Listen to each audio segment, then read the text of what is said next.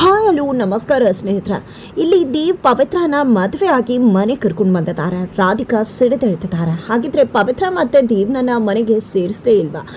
ಅಲ್ಲಿಗೆ ತಿಲಕ್ಕಿನಾದರೂ ಎಂಟ್ರಿ ಕೊಟ್ರ ಏನಾಯಿತು, ಏನು ಕಥೆ, ಇದು ಎಲ್ಲವನ್ನ ಕೂಡ ತಿಳ್ಕೋಬೇಕು ಅಂದರೆ ಈಗಲೇ ನಮ್ಮ ಈ ಚಾನಲ್ನ ಸಬ್ಸ್ಕ್ರೈಬ್ ಮಾಡಿ, ಹಾಗೆ ಒಂದು ವಿಡಿಯೋವನ್ನು ಪೂರ್ತಿಯಾಗಿ ನೋಡೋದನ್ನು ಯಾವುದೇ ಕಾರಣಕ್ಕೂ ಕೂಡ ಮರಿಬೇಡಿ. ಇಲ್ಲಿ ದೇವ್ ತಮ್ಮಯ್ಯನ ಮಾತನ್ನು ಉಳಿಸ್ಕೋಬೇಕು ಅಂತ ಹೇಳಿ ಪವಿತ್ರನ ಖುಷಿಯಾಗಿ ನೋಡ್ಕೋಬೇಕು, ಖುಷಿಯಾಗಿ ಇಟ್ಕೋಬೇಕು ಅನ್ನೋ ಆಲೋಚನೆ ಅವರ ತಲೆಯಲ್ಲಿರುತ್ತೆ. ಆದರೆ ಪವಿತ್ರಾಗ ಮಾತ್ರ ದೇವ್ ಕಂಡ್ರೆ ಆಗೋದಿಲ್ಲ. ಅದು ತುಂಬಾ ಕನ್ಫ್ಯೂಷನ್ ಇದೆ ದೇವ್ಗೆ. ಯಾಕೆ ಪವಿತ್ರ ಈ ರೀತಿ ನಡ್ಕೋತಿದ್ದಾರೆ, ನಾನೇನು ಮಾಡಿದೆ ಅವ್ರಿಗೆ, ಯಾಕೆ ನನಗೆ ನನ್ನ ಮೇಲೆ ಅವ್ರಿಗೆ ಅಷ್ಟೊಂದು ಸಿಟ್ಟು ಅಂತ ಅದೇ ಆಲೋಚನೆಯಲ್ಲಿ ಕುಳಿತಿರ್ಬೇಕಾದ್ರೆ ಪವಿತ್ರನ ಕಾಪಾಡಬೇಕು ಅಂತ ಹೇಳಿ ತಮ್ಮಯ್ಯ ಗ್ರೀನ್ ಸಿಗ್ನಲ್ ಕೊಡ್ತಾರೆ. ಗ್ರೀನ್ ಸಿಗ್ನಲ್ ಕೊಡ್ತಿದ್ದಾಗೆ ದೇವ ಅಲ್ಲಿಂದ ಪವಿತ್ರನ ನೋಡಬೇಕು ಅಂತ ಹೊರಡ್ತಾರೆ. ತಾತ ಕೂಡ ನಾನು ಬರ್ತೀನಿ, ಆ ಹುಡುಗಿಗೆ ಸಮಾಧಾನ ಹೇಳಬೇಕು ಅಂತ ಹೇಳಿ ಅವರು ಕೂಡ ಹೊರಟು ರಾಮನಗರಕ್ಕೆ ಬರ್ತಿದ್ದಾರೆ. ಎತ್ತ ಕಡೆ ಮನೋಜ್ ನಮ್ರತ ಮಾತನ್ನು ಕಟ್ಕೊಂಡು ಪವಿತ್ರನ ಮದುವೆ ಆಗಬೇಕು, ಫೋರ್ಸ್ಫುಲಿ ಆದರೂ ಪರವಾಗಿಲ್ಲ, ಅವಳ ಕುತ್ತಿಗೆಗೆ ತಾಳಿ ಕಟ್ಬಿಡ್ಬೇಕು ಅಂತ ಯೋಚನೆ ಮಾಡಿದ್ದಾರೆ. ಹಾಗಾಗಿ ಅಲ್ಲಿ ತಾತ ಮತ್ತು ಸುಮಂತ್ಗೆ ಪ್ರಜ್ಞೆ ತಪ್ಪಿಸಿದ್ದೆ. ಇಲ್ಲಿ ಪವಿತ್ರನ ರೆಡಿ ಮಾಡಿಸಿ ಮನೆ ಕರ್ಕೊಂಡು ದೇವಸ್ಥಾನ ಕರ್ಕೊಂಡು ಬಾ ಅಂತ ಅಮ್ಮಂಗೆ ಹೇಳಿದ್ದಾರೆ. ಹಾಗಾಗಿ ಇಲ್ಲಿ ಮನೋಜ್ನ ತಾಯಿ ಪವಿತ್ರನ ಪೂಜೆ ಇದೆ ಅಂತ ಹೇಳಿ ಆಕೆಯನ್ನ ನಂಬಿಸಿ ದೇವಸ್ಥಾನಕ್ಕೆ ಕರ್ಕೊಂಡು ಬರ್ತಾರೆ. ಅದ ಕಡೆ ರಂಗ ಅವರನ್ನ ಪವಿತ್ರ ತಂದೆಯನ್ನ ಟ್ರ್ಯಾಪ್ ಮಾಡಿ ದೇವಸ್ಥಾನಕ್ಕೆ ಕಳಿಸ್ಬಿಡ್ತಾನೆ ಮನೋಜ್. ಆ ದೇವಸ್ಥಾನಕ್ಕೆ ಹೋದಾಗ ಅವ್ರಿಗೆ ಗೊತ್ತಾಗುತ್ತೆ ನಾನು ಟ್ರ್ಯಾಪ್ ಆಗಿದ್ದೀನಿ ಅಂತ. ಅಷ್ಟರಲ್ಲಿ ಮನೋಜ್ನ ತಂದೆ ಬಂದು ರಂಗ ಅವ್ರನ್ನ ಅಲ್ಲಿ ನಿನ್ನ ಮಗಳನ್ನ ನನ್ನ ಮಗ ಮದುವೆ ಆಗ್ತಿದ್ದಾನೆ ಫೋರ್ಸ್ಫುಲ್ಲಿ, ಮೊದಲು ಅದನ್ನ ಹೋಗಿ ನಿಲ್ಲಿಸ್ಬೇಕು, ತಡಿಬೇಕು ಅಂತ ಹೇಳಿ ಅವರನ್ನ ಕರ್ಕೊಂಡು ದೇವಸ್ಥಾನಕ್ಕೆ ಹೊರಟು ಬರ್ತಿದ್ದಾರೆ. ಈ ಕಡೆ ಬೆಳಗ್ಗೆ ಆಗ್ತಿದ್ದಾಗೆ ಸುಮನ್ ಮತ್ತೆ ತಾತಂಗೆ ಎಚ್ಚರವಾಗತ್ತೆ.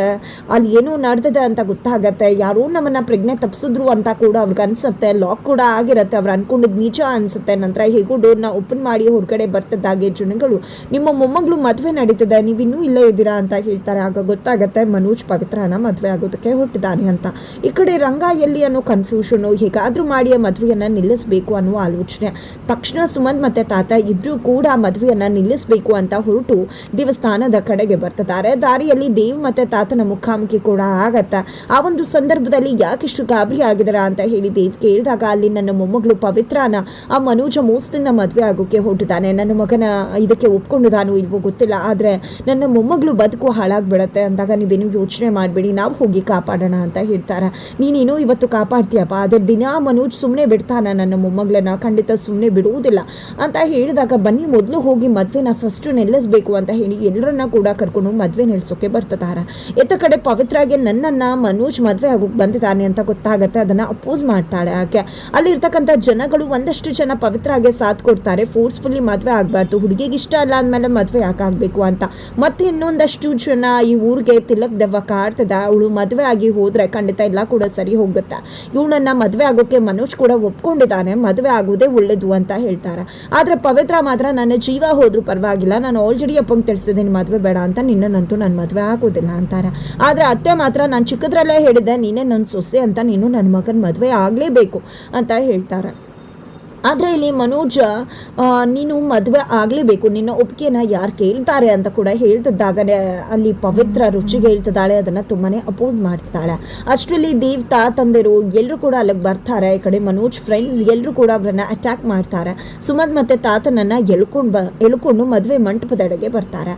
ಈ ಕಡೆ ದೇವ್ ಹೊಡೆಯೋಕೆ ರೌಡಿಗಳಿಗೆ ಮುಂದಾದಾಗ ತಾತ ಬೇಡ, ಇದು ದೇವಸ್ಥಾನ, ಏನು ಮಾಡೋದು ಬೇಡ ಅಂತ ಹೇಳ್ತಾರೆ.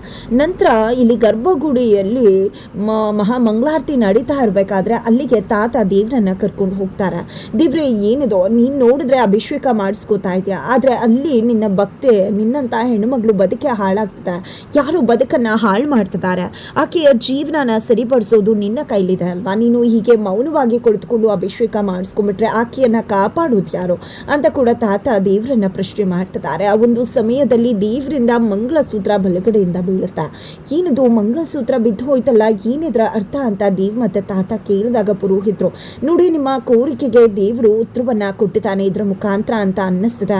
ದೇವರ ಈ ಒಂದು ಉತ್ತರದಲ್ಲಿ ಏನೋ ಅಡಗಿದೆ, ತಗೋಪ್ಪ ಮಂಗಳಸೂತ್ರವನ್ನ ಅಂತ ಹೇಳಿ ಪುರೋಹಿತರು ಹೇಳ್ತಾರೆ. ಇತ್ತ ಕಡೆ ಪವಿತ್ರ ಯಾವುದೇ ಕಾರಣಕ್ಕೂ ನಾನು ನಿನ್ನ ಮದುವೆ ಆಗೋದಿಲ್ಲ, ನಾನು ಸತ್ತು ಹೋಗ್ಬಿಡ್ತೀನಿ, ಬೇಕಿದ್ರೆ ನಾನು ಜೀವಂತವಾಗಿ ಇರುವುದಿಲ್ಲ, ಆದರೆ ನಿನ್ನನ್ನು ಮದುವೆ ಆಗೋದಕ್ಕೆ ನಾನು ಒಪ್ಕೊಳ್ಳೋದಿಲ್ಲ ಅಂದಾಗ ಯಾರು ನಿನ್ನ ಜೀವ ಕೇಳಿದವರು, ನಿನ್ನ ಜೀವ ಬೇಕಾಗಲ್ಲ, ನೀನೇನಾದರೂ ಈಗ ನನ್ನನ್ನು ಮದುವೆ ಆಗದೆ ಇದ್ರೆ ಅಲ್ಲಿ ನೋಡು ನಿನ್ನ ತಮ್ಮಯ್ಯ ಹಾಗೆ ನಿಮ್ಮ ತಾತ ಇಬ್ಬರ ಕತೆ ಕೂಡ ಮುಗಿಯುತ್ತೆ ಅಂದಾಗ ಏನು ಮಾಡ್ತಿದ್ಯಾ ಪ್ಲೀಸ್ ಮನೋಜ, ಅವ್ರಿಗೆ ಏನೂ ಮಾಡಬೇಡ ಅಂತ ಹೇಳ್ತಿದ್ದಾರೆ. ಆ ಕಡೆ ಸುಮನ್ ಮತ್ತು ತಾತ ಕೂಡ ಮನೋಜ ದಯವಿಟ್ಟು ನನ್ನ ಅಕ್ಕನ ಬದುಕನ್ನು ಹಾಳು ಮಾಡಬೇಡ ಅಂತ ಹೇಳ್ತಿದ್ದಾರೆ. ಆದರೆ ಇಲ್ಲಿ ಪವಿತ್ರ ಮಾತ್ರ ಬೇಡ, ಅವ್ರಿಗೇನು ಮಾಡಬೇಡ ಅಂದಾಗ ಏನು ಮಾಡಬಾರ್ದು ಅಂದರೆ ಸುಮ್ಮನೆ ತಪ್ಪ ಕುಳಿತುಕೊಂಡು ಏನು ಮಾತಾಡದೆ ನನ್ನ ಹತ್ರ ತಾಳಿ ಕಟ್ಟಿಸ್ಕೊ, ಇಲ್ಲ ಅಂದರೆ ಅವರಿಬ್ಬರು ಕಥೆಯನ್ನು ಕೂಡ ಮುಗಿಸ್ಬಿಡ್ತೀನಿ ಅಂತ ಹೇಳಿದಾಗ ಈ ಕಡೆ ಪವಿಗೆ ಏನು ಮಾಡಬೇಕು ಅಂತ ಗೊತ್ತಾಗೋದಿಲ್ಲ. ತಲೆ ತಗ್ಸಿ ಕುತ್ಕೊಂಡಿದ್ದಾಳೆ. ಇಷ್ಟ ಇಲ್ಲದ ಮದುವೆಗೆ ಕೊರಳುಂಡಿದ್ದಾಳೆ. ನಂತರ ಇಲ್ಲಿ ಮನೋಜ ಎಲ್ಲರ ಆಶೀರ್ವಾದ ತಗೊಂಡು ತಾಳಿಗೆ ನಾನೇ ಬಂದು ತಾಳಿ ಕಟ್ತೀನಿ ಅಂತ ಹೇಳಿ ಎಲ್ಲರ ಆಶೀರ್ವಾದವನ್ನು ತಾಳಿಗೆ ತಗೋತಾರೆ. ನಂತರ ಕಟ್ಟಬೇಕು. ಬಟ್ ಅಷ್ಟರಲ್ಲಿ ದೇವತಾತ ಬಂದಿದೆ, ಗಟ್ಟಿ ಮೇಳ ಅಂತ ಹೇಳ್ತಾರೆ. ಮಂತ್ರಘೋಷವನ್ನು ಹೇಳ್ತಿದ್ದಾರೆ ಪುರೋಹಿತರು. ಆತ ಕಡೆ ವಾದ್ಯಗೋಷ್ಠಿ ಕೂಡ ಗಟ್ಟಿ ಮೇಳದ ನಾದ್ಯವನ್ನು ಅಲ್ಲಿ ನುಡಿಸ್ತಿದೆ. ಕೊನೆಗೂ ಕೂಡ ಇಲ್ಲಿ ಮಾಂಗಲ್ಯಂ ತಂತು ನಾನೇ ನಾನು ಒಂದು ಮಂತ್ರಘೋಷದ ಜೊತೆಗೆ ಇಲ್ಲಿ ದೇವ್ ಪವಿತ್ರ ಕರುಳಿಗೆ ತಾಳಿ ಕಟ್ಟಿಬಿಡ್ತಾರೆ. ಎಲ್ಲರೂ ಕೂಡ ಅಚ್ಚರಿಯಿಂದ ನೋಡ್ತಿದ್ದಾರೆ. ಅಷ್ಟರಲ್ಲಿ ರಂಗವರು ಕೂಡ ಅಲ್ಲಿಗೆ ಬರ್ತಾರೆ. ಇಲ್ಲಿ ಪವಿತ್ರ ಮನೋಜಿ ನನ್ನ ಮದುವೆ ಆದ ಅಂತ ಕಣ್ಣೀರು ಹಾಕಿ ತಲೆ ಎತ್ತಿ ನೋಡಿದ್ರೆ ಎದುರುಗಡೆ ಮನೋಜ್ ಇರ್ತಾನೆ. ಹಾಗಿದ್ರೆ ನನಗೆ ತಾಳಿ ಕಟ್ತವ್ರು ಯಾರು ಅಂತ ನೋಡಿದ್ರೆ ಅದು ದೇವ್ ಆಗಿರ್ತಾರೆ. ಶಾಕ್ ಆಗಿಬಿಡ್ತಾಳೆ. ಆ ಕಡೆ ಮನೋಜ್ ಏನದು ನಾನು ಇಲ್ಲೇ ಇದ್ದೀನಿ, ತಾಳಿ ಕಟ್ಟೆ ಇಲ್ಲ, ಆಲ್ರೆಡಿ ಯಾಕೆ ಅಕ್ಷತೆ ಕಾಳ ಹಾಕ್ತಿದ್ದೀರಾ ಅಂತ ತಿರುಗಿ ನೋಡಿದ್ರೆ ಆಲ್ರೆಡಿ ಪವಿತ್ರ ಮದುವೆ ಆಗಿದೆ. ಎಲ್ಲ ಪ್ಲಾನ್ ಕೂಡ ಉಲ್ಟಾ ಹೊಡೆದ.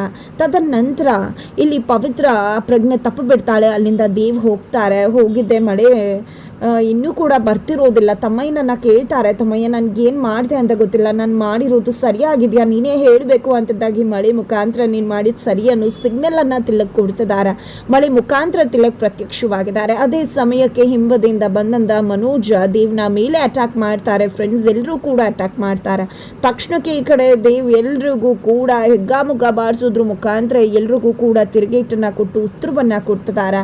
ಇತ್ತ ಕಡೆ ರಾಧಿಕಾ ಅವರು ತನ್ನ ಮಗನನ್ನು ಕಳ್ಕೊಂಡ ನೋವಲ್ಲಿ ದೇವ್ನನ್ನ ಸಿಡ್ಡೆ ಮಾಡಿಬಿಟ್ಟೆ. ಇಲ್ಲ, ನನ್ನ ಮಗ ಬರ್ತಿದ್ದಾಗನೇ ಅವನನ್ನು ನಾನು ಅಪ್ಕೋಬೇಕು, ಮುದ್ದು ಮಾಡಬೇಕು, ನನ್ನ ಕೈಯಾರೆ ತುತ್ತು ಮಾಡಿ ತಿನ್ನಿಸ್ಬೇಕು, ಅವನೇ ನನ್ನ ಮಗ, ಇಬ್ಬರನ್ನ ಕೂಡ ಒಬ್ಬರಲ್ಲೇ ಕಾಣಬೇಕು ನಾನು ಅಂತ ಅಂದ್ಕೊಂಡಿದ್ದೆ. ಮಗ ಬರ್ತಿದ್ದಾಗೆ ಆರ್ತಿ ತೆಗೆದು ಒಳಗಡೆ ಕರ್ಕೋಬೇಕು ಅಂತ ಹೇಳಿ ರಾಧಿಕಾ ಅವರು ಎಲ್ಲ ವ್ಯವಸ್ಥೆಯನ್ನು ಮಾಡಿ ಇಟ್ಕೊಂಡಿದ್ದಾರೆ. ಆ ಕಡೆ ಕೊನೆಗೂ ಪವಿತ್ರ ಆಗಿ ಪ್ರಜ್ಞೆ ಬರುತ್ತೆ. ಆತದಿಂದ ಆಕೆಗೆ ಹೊರಗಡೆ ಬರೋಕೆ ಆಗ್ತಿಲ್ಲ. ಕೊನೆಗೂ ದೇವ್ ಎಲ್ರಿಗೂ ಕೂಡ ಹಿಗ್ಗಾಮುಗ್ಗ ಬಾರಿಸ್ತಾರೆ. ನಂತರ ದೇವ್ ಮತ್ತೆ ಪವಿತ್ರ ಮುಖಾಮುಖಿ ಆಗತ್ತೆ. ಪವಿತ್ರ ಮೌನಕ್ಕೆ ಜಾರಿದ್ದಾರೆ. ಈ ಕಡೆ ದೇವ್ಗೆ ಏನು ಹೇಳಬೇಕು ಗೊತ್ತಾಗ್ತಿಲ್ಲ. ನಂತರ ಕೈ ಹಿಡಿದು ಪವಿತ್ರನ ದೇವ್ ಕೈಗೆ ಒಪ್ಪಿಸ್ತಾರೆ. ರಂಗ ಅವರು ನನ್ನ ಮಗಳನ್ನ ನಿಮ್ಮ ಕೈಗೆ ಒಪ್ಪಿಸ್ತಿದ್ದೀವಿ ಅಂದಾಗ ನೀವೇನು ಯೋಚನೆ ಮಾಡಬೇಡಿ ಅಂಕಲ್, ಪವಿತ್ರನ ತುಂಬ ಚೆನ್ನಾಗಿ ನೋಡ್ಕೊಳ್ಳೋದು ನನ್ನ ಜವಾಬ್ದಾರಿ ಅಂತ ಹೇಳಿದೆ. ತಾತ ಮತ್ತೆ ಮೊಮ್ಮಗ ದೇವ್ ಇಬ್ರು ಕೂಡ ಪವಿತ್ರನ ಕರ್ಕೊಂಡು ಬೆಂಗಳೂರಿಗೆ ಹೊರಟು ಬಂದಿದ್ದಾರೆ. ಈ ಕಡೆ ದೇವ್ ಬರ್ತಿದ್ದಾಗೆ ಮನೆಯವರು ಎಲ್ಲರೂ ಕೂಡ ಸೇರ್ಕೊಂಡು ಆರತಿ ತೆಗಿಬೇಕು ಅಂತ ಹೇಳಿ ಆರತಿ ತೆಗೆದು ಒಳಗಡೆ ಕರ್ಕೋಬೇಕು ಅಂತ ಹೇಳಿ ರಾಧಿಕಾ ಅವರ ಸಮೇತ ಹೊರಗಡೆ ಬರ್ತಾರೆ. ದೇವ್ ಇಲ್ಲೇ ನಿಲ್ಲು, ನಿನ್ನನ್ನು ಆರತಿ ತೆಗೆದು ಒಳಗಡೆ ಕರ್ಕೋಬೇಕು, ಇನ್ನು ಮುಂದೆ ನಾನು ನಿನ್ನನ್ನು ಬಿಟ್ಕೊಡೋದಿಲ್ಲ, ಒಂದು ಕ್ಷಣ ಕೂಡ ಬಿಟ್ಟು ಇರೋದಿಲ್ಲ, ನೀನು ನನ್ನ ಜೊತೆನೇ ಇರಬೇಕು ಅಂತ ಹೇಳ್ತಾರೆ. ಅಷ್ಟರಲ್ಲಿ ಪವಿತ್ರ ಅಲ್ಲಿಗೆ ಬರ್ತಾಳೆ. ತಾಳಿ ಹಾಕ್ಕೊಂಡು ಹಾರ ಹಾಕ್ಕೊಂಡು ಮದುಮಗಳಾಗಿ ಬಂದಂಥ ಪವಿತ್ರನ ನೋಡಿದ್ದೆ. ರಾಧಿಕಾ ಅವರು ರುಚಿಗೆ ಹೇಳ್ತಿದ್ದಾರೆ, ಏನಿದು ಇವಳನ್ನ ಯಾಕೆ ಕರ್ಕೊಂಡು ಬಂದಿದ್ಯಾ ದೇವಿಲ್ಗೆ ಅಂತ. ಆಲ್ರೆಡಿ ತಿಲಕ್ನ ಕಿತ್ಕೊಂಡಿದ್ದೆ ಇವಳು ಅಂತ ಹೇಳಿ ರಾಧಿಕಾ ಅವ್ರಿಗೆ ಫುಲ್ ಸಿಟ್ಟಿದೆ. ಅದರಲ್ಲೂ ಮತ್ತೆ ಈಗ ಬಂದಿರುವುದನ್ನು ನೋಡಿದ್ದೆ ರಾಧಿಕಾ ಅವ್ರಿಗೆ ಆಘಾತವಾಗ್ತದೆ. ಆಗ ದೇವು ನಾನು ಇವ್ರಿಗೆ ತಾಳಿ ಕಟ್ಟಿದ್ದೀನಿ ಮೊಮ್ಮ ಅಂತ ಹೇಳಿ ಹೇಳಿದಾಗ ಏನು ಮಾತಾಡ್ತಿದ್ಯಾ ಅಂತ ಹೇಳಿ ಆರ್ತಿ ತಟ್ಟಿನ ಬಿಸಾಕ್ತಾರೆ. ಇದರ ಮುಖಾಂತರ ದೇವ್ ಮತ್ತು ಪವಿತ್ರನ ಕೂಡ ಮನೆಯಿಂದ ಹೊರಗಡೆ ದಬ್ಬಕ್ಕೆ ಮುಂದಾಗ್ತಾರೆ. ಬಟ್ ತಾತನ ಕಾರಣದಿಂದ ಮನೆ ಒಳಗಡೆ ಕರ್ಕೊಳ್ಳೋ ಚಾನ್ಸಸ್ ಇದೆ. ಇದರಿಂದಾಗಿ ತಿಲಕ್ ಕೂಡ ತುಂಬ ಅಂದರೆ ತುಂಬ ಖುಷಿಯಾಗಿದ್ದಾರೆ. ಪ್ರತ್ಯಕ್ಷವಾಗಿ ಕಾಣಿಸ್ದೇ ಇದ್ರೂ ಕೂಡ ಪರೋಕ್ಷವಾಗಿ ಖಂಡಿತವಾಗ್ಲೂ ತಿಲಕ್ ಜೀವಂತವಾಗಿದ್ದಾರೆ ಅಂತಲೇ ಹೇಳಬಹುದು. ಇಂಡೈರೆಕ್ಟ್ ಆಗಿ ಬೇರೆ ಬೇರೆ ಮುಖಾಂತರ ತಿಲಕ್ನ ನಿಜಕ್ಕೂ ಕೂಡ ದೇವ್ ಮತ್ತು ಪವಿತ್ರ ಜೊತೆಯಾಗಿ ಪ್ರತಿ ಹಂತದಲ್ಲೂ ಕೂಡ ನಿಲ್ತಿದ್ದಾರೆ. ಹಾಗಿದ್ರೆ ಮುಂದೇನಾಗುತ್ತೆ ಅನ್ನೋದನ್ನು ತಿಳ್ಕೊಬೇಕು ಅಂದರೆ ಮುಂದೆ ನಾವು ವಿಡಿಯೋಗೆ ವೇಟ್ ಮಾಡೋದನ್ನು ಯಾವುದೇ ಕಾರಣಕ್ಕೂ ಕೂಡ ಮರಿ